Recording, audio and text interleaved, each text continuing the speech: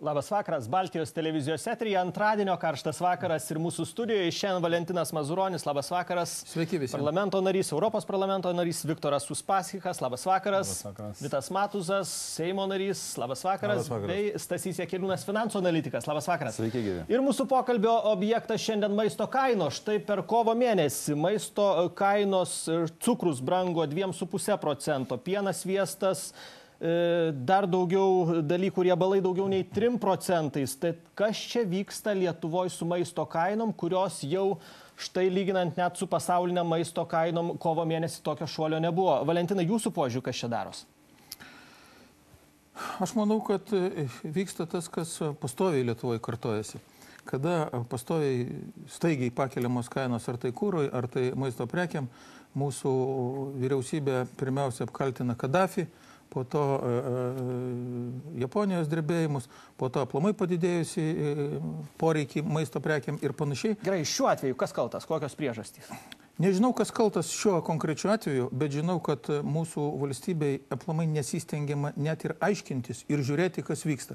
Viskas nurašoma, kad neva globaliniam dalykam, o tai, kad greta to didieji prekybos centrai, kurie monopolizavo visą rinką, nebejotinai gali daryti Lietuvoje, ką nori, tai yra faktas. Vyriausybė atsainiai žiūri į šitą problemą. Gerai, ne tik atsainiai, bet vyriausybė praktiškai, reiškiasi, piktybiškai nekreipia dėmesio į tuos visus. Gerai, Stasys yra finansų analitikas. Jūs nesat politikas, galit kalbėti nepaisant politinių ideologijų. Jūsų požiūrį, kas čia daro su maisto kainom, kad per mėnesį kai kurie produktai po 3% brangsta? Na, žymiai svarbiau yra pažiūrėti ilgesnį laikotarpį, kas pasidarė per metus, nes mėnesio šuoliai gali būti priklausomi nuo įvairių atsitiktinių veiksnių, kaip ir pasaulyje. Maisto kainų indeksas, jisai sumažėjo kovo mėnesį, bet tai lėmė palmių aliejaus derlio laukimas, cukraus, reiškia, konjunktūra Indijoje ir panašus dalykai. Tačiau per pasaulyje per metus, nuo praeitų metų kovo iki šių metų kovo, maisto kainų 5 pagrindinių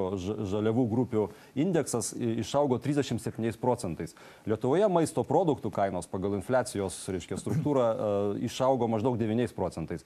Taip, kad vis tik tai globalūs veiksniai veikia, mes negalim nuo jų atsiriboti. Bet kovo mėnesį pasaulį krito. Pasaulio indeksas kovo mėnesį krito. Kaip minėjau, dėl aliejaus ir cukraus tam tikrų konjunktūrinių dalykų, bet tai yra laikini dalykai. Tendencija vis tik tai yra pasaulyje maisto kainų augimas.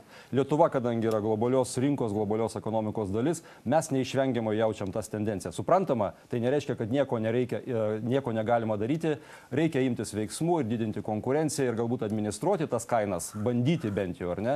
Bet to kol kas šita vyriausybė tikrai nedaro, ypač šiais metais. Ir PVM pajamos, sakykime, lyginant su praėjusiais metais, 3 mėnesiais, išaugo 20%. Mano klausimas būtų vyriausybė ir finansų ministerijai, kokią dalį tų pajamų augimo sudaro kainų augimas, nes nuo padidėjusių kainų surinkama daugiau PVM. Vitas Matuzas atstovauja daugiau tą vyriausybinę poziciją. Štai Delfi, mūsų žiūrovas iš Delfi klausė, kad, teigia tiksliau, vyriausybei naudinga augančios kainos, nes taip surenkami didesni mokesčiai. Gali tą patvirtinti? Na, ne tik vyriausybė naudingos augančios kainos, bet ir Seimo nariams, kurie ir opozicijoje yra, nes jiems galbūt atlyginimai nuo to padidės. Bet aš šaržuoju šitą jūsų pasakymą lygiai taip pat, kaip prisiminęs ir cukraus pirkimo bumą Lietuvoje, kuris paskui nuslinko į Lenkiją, kur Kubiliaus vyriausybės nėra, bet kažkodėl tie procesai globaliniai eina per visą pasaulį. Tai aš tikrai...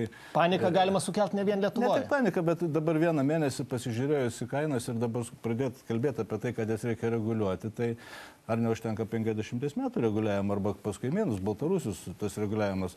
O jeigu kalbant apie konkretų reguliavimą, vieną dalim su Valentinu tikrai galiu sutikti, nes atsimenu, kai mes pradėjom tyrimą dėl kuro kainų, niekas vis dėlto galutinio atsakymo ir nedavė, kodėl naftos produktams pingant benzino ir dizelino kaina nekrito. Manau, kad susitarimai, kurie yra Lietuvos nedidelėje rinkoje, esant nedideliam skaičiui tiekėjų, tikrai galimi. O prekybos sistema irgi be jokios abejonės, 4 dideli tinklai ir kas gali paneigti, kad nėra tų susitarimų. Tai esam rinkos koncentracijos įkaitai. Įkaitai, bet štai čia būtent konkurencijos tarnyba ir turi labai aiškiai pasakyti, parodyti savo veiksmais, arba paneigti mūsų tuos nuogastavimus, arba patvirtinti. Gerai, bet ji nieko neranda. Viktorai, jūsų požiūrį, jūsgi, tankiai Europai būnat, maistą perkat, rūbus perkat, kur pigiau, kur brangiau, galit palyginti? Na, kur pigiau, kur brangiau, jūs patys matot, patys analizuojat ir aš nieko naujo nepasakysiu, iš tikrųjų pas mus pabranga brangiau. Bet tai nėra tendencija, tai yra dėsniai. Ir tai yra natūralus dalykas, tai yra grandinė reakcija. Pabranga nafta, po naftos brangimą naftos produktai, po naftos produktų brangsta gamyba, žaliavos supirkimas, žaliavos kaina, gamybos procesus, visą tai įtakoja. Ir aišku, tai turi įtakoti lygti ir visur, visame pasaulyje. Tai Europai irgi buvo pabrangimas, bet pabrangimas pas mus šiek tiek įvyko didesnis. Ir kodėl aš pasakiau, kad yra dėsningas procesas? Todėl, kad iš tikrųjų pas mus yra tokia situacija šiek tiek, ir PVM ir sako, kad daugiau surinka, bet mes su to surinkimo PVM sumažinam mūsų konkurencingumą. Ir jeigu žemėlapį šiandien pažiūrėti, iš tikrųjų pas mus būtiniems kasdieninį vartojimą prekiams yra mokesčiai didesni negu Europai, pavyzdžiui. Lenkijai nuo 3 iki 5, tiesiog galiu iš atminties varinti, Vokietija iki 5, Didžioji Britanija net 0 yra, Airijai 0 yra. Ir tai yra natūralus procesas. Ir net jeigu ten šiandien, todėl kad, kaip mes žinom, PVM-as nekeliauja per sieną, bet ten nupirkus su mažesnį PVM arba iš vis be PVM, čia atvažiuoja žaliava, jos reikia, nori, nenori, apmokestinti PVM 20%, tai iš karto atsiliepia ir gamybai. Taip pat ir eksportuojant tą pačią prekę. Ir aš galvoju, kolega Matusas neduos sumeluoti, pagal statistiką šiandien eksportas lyg tai gerai padidėjo, bet jo pridėtinė vertė, lyginant su BVP, yra tik 4%. Jeigu yra civilizuotose šalyse kaip Prancūzija, Vokietija, Didžioji Britanija iki 20%. Beveik 4-5 kartus. Tai reiškia, mūsų procesas nėra konkurencingas. Iš toj vietai yra iš tikrųjų problema. Todėl aš galvoju, reikia vis tiek atsigręžti į tą procesą ir daryti tą produktą konkurencingesnį. Mes visą laiką apie tai kalbam. Nereikia atlaisvinti nuo mokesčių spekuliatyvią dalį, tik tie, kurie užsiima gamybą ir konkuruoja. Žiūrėkit, bet jūs kalbat platesnė prasme, ne vien apie maisto kainas. Tai yra labai svarbu. Ir dar vienas dalykas, yra man malonu, kad šitoj studijai ir kolega iš opozicijos sėdi, iš pozicijos. Aš vieną kartą pristatinėjau, kaip tik, kada mes galvojam su konservatoriais kartu padirbėti vyriausybė šitoj daugumoje, mes nesiūlydavom savo programą. Jie atsimena, kada aš pristatinėjau galimybę diferencijuoti mokesčių sistemą mažmeninėje rinkoje.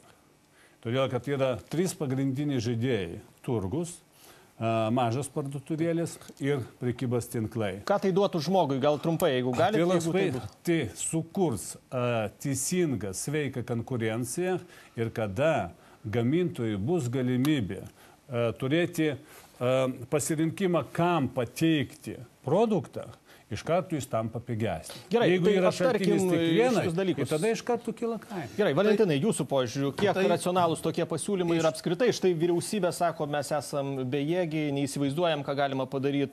Viktoras siūlo ir dėl PVM-o. Tik nereguliuoti, tik nieko konkurencijos, tai niekad čia nepadaryti. Iš tiesų reikia nedaryti vieningos mišrainės.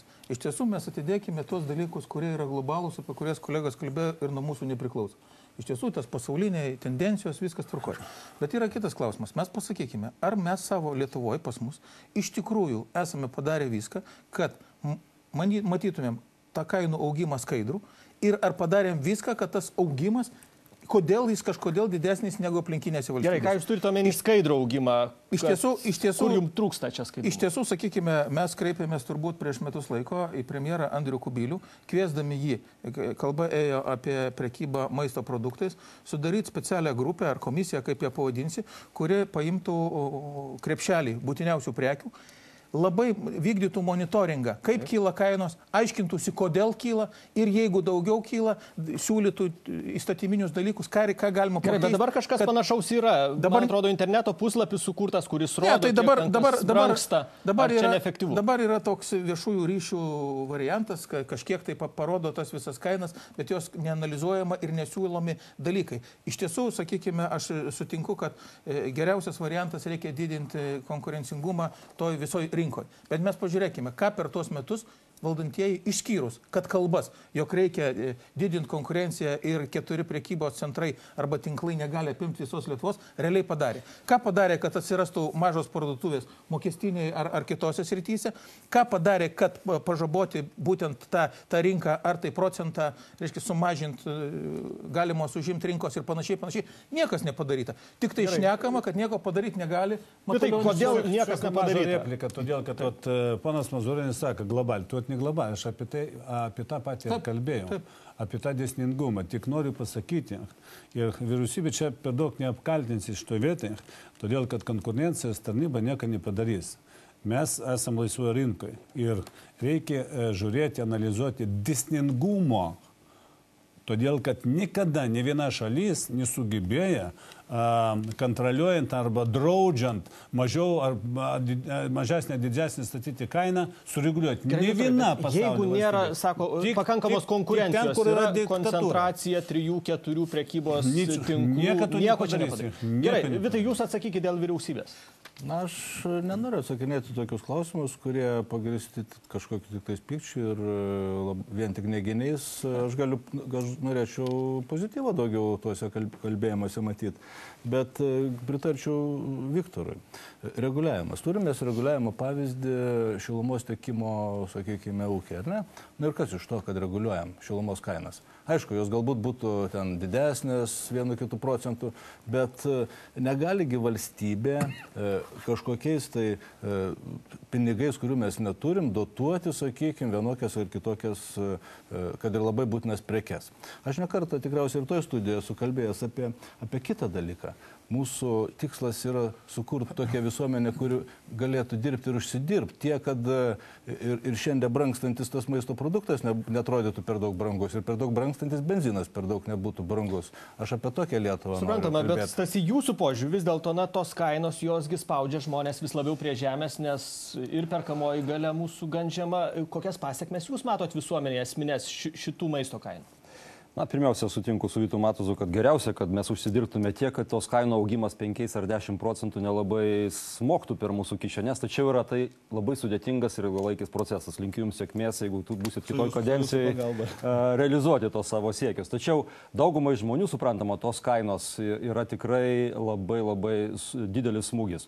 Auga maisto kainos, auga degalų kainos kitais metais, arba šiais metais netgi tikriausiai paaugs šilumos kainos, auga palūkanos bankų, kadangi eurais pasiskolinę žmonės, Europos centrinis bankas pakelia palūkanas, kovodamas su Vokietijos iš tikrųjų infliacija. Tai šitie visi veiksniai neigiamai susėda ir didžiai daliai mūsų gyventojų, sakykime, apie 2 ar 2,5 milijono žmonių iš 3 milijonų, kurie čia maždaug gyvena, kenčia. Keli šimtai tūkstančių, kurie turi daug pajamų ar kurie investuoja finansų rinkose, gali spekuliuoti, netgi galima uždirbti iš tų kainų tendencijų, ar kurie dirba eksportuojančiose sektoriuose, ar tai būtų maisto pramonės, ar kiti sektoriai, jie gali pakankamai gerai laikytis ir sakyti, rinkos kitur atsigauna, mes parduodam, mes dirbam tose įmonėse, tačiau to netgi eksporto yra mūsų per mažai, kad mes galėtume iš to eksporto užkurti vidaus paklausą, įgauti pajamų, nukreipti jos į kitus sluoksnius. Bet tai smukdo ir mūsų štai atsigavimą. Nijolė Delfyje rašo, kad šis kainų brangimas žlugdo ir smulkų verslą, kuris teikia paslaugas, prekiauja ne maisto prekiam, nes vartotojui belieka pinigų tik būtiniausia maisto produktams. Be abejo, čia tikrai problema. Ir jeigu Lietuvoje yra akcizas, pavyzdžiui, benzinui didesnis negu minimaliai reikalaujamas Europos Sąjungoje su mūsų perkamąja galia, aš manau, tai yra problema. Naftos kainos padidėjo ir nuo tos naftos kainos išaugusios degalai pabrangsta ir mes dar renkam PVM išaugusi. Reikia sustoti ir paklausti savęs, ar tas akcizas yra priimtinas. Lygiai taip pat aš ko gero manau, kad laikas pradėti galvoti apie maisto kainų pridėtinės vertės mokestį. Daugelį šalių jis tikrai yra lengvatinis. Problema yra ta, ar prekybos centrai nepasinaudos savo gale, oligopolinė realiai ir nepasiliks tas maržas savo. Tam reikia administruoti, prižiūrėti jos ir galbūt... Kas beje su PVM lengvatom ir buvo atsitikę.